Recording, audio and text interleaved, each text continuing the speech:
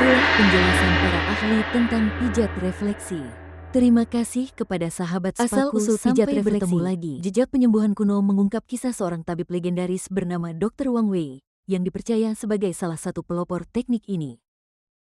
Pada tahun 2330 sebelum Masehi di Tiongkok kuno, seorang tabib istana bernama Dr. Wang Wei memperhatikan sesuatu yang unik. Ketika seorang pasien terluka di kakinya, ia merasa sakit di bagian tubuh lain yang tampaknya tidak berhubungan. Wang Wei mulai bereksperimen dengan menekan titik-titik tertentu di kaki dan menemukan bahwa hal itu memengaruhi organ dalam tubuh.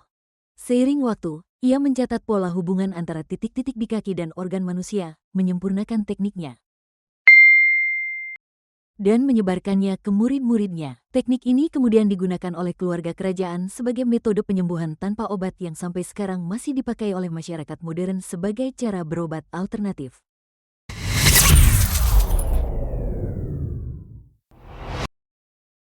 Pada abad ke-20, seorang dokter asal Amerika bernama Dr. William Fitzgerald menemukan kembali teknik ini dan menamainya zone terapi.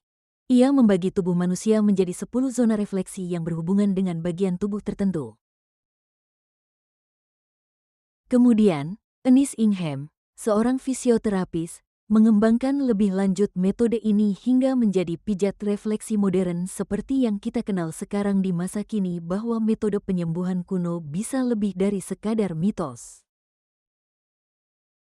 Cerita ini tidak hanya mengisahkan sejarah pijat refleksi, tetapi juga membangun jembatan antara ilmu tradisional dan modern. Dari peradaban kuno hingga dunia medis saat ini, pijat refleksi tetap menjadi bagian penting dalam kesehatan holistik. Berikut penjelasan dari para ahli, mari kita simak bersama.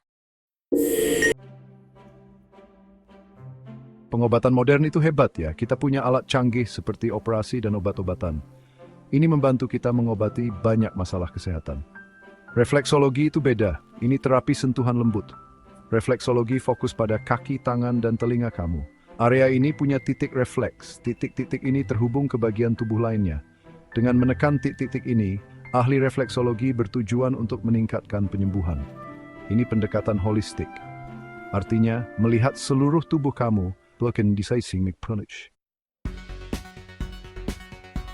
refleksologi punya akar kuno loh, sudah dipraktikkan selama berabad-abad di tempat-tempat seperti Tiongkok dan Mesir. Dulu orang belum punya pengetahuan medis seperti sekarang. Refleksologi adalah cara untuk meredakan rasa sakit dan gak nyaman.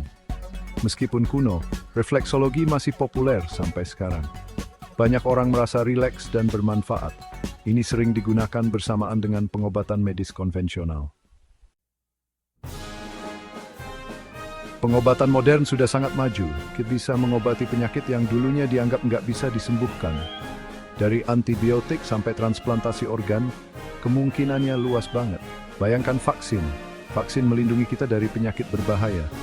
Atau operasi yang bisa memperbaiki jantung yang rusak.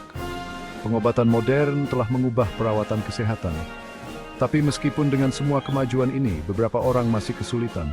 Rasa sakit kronis, stres, angst, kecil, sering merentumun.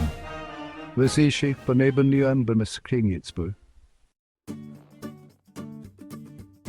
Refleksologi bisa jadi pelengkap yang bagus untuk pengobatan modern.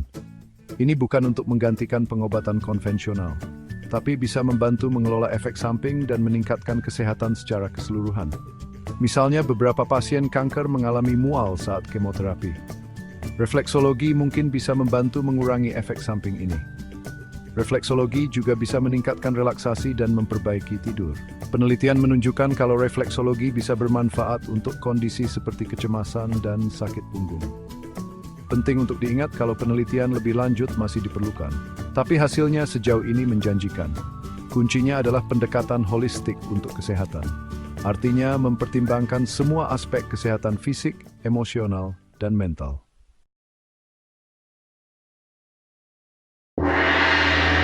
Itulah penjelasan para ahli tentang pijat refleksi.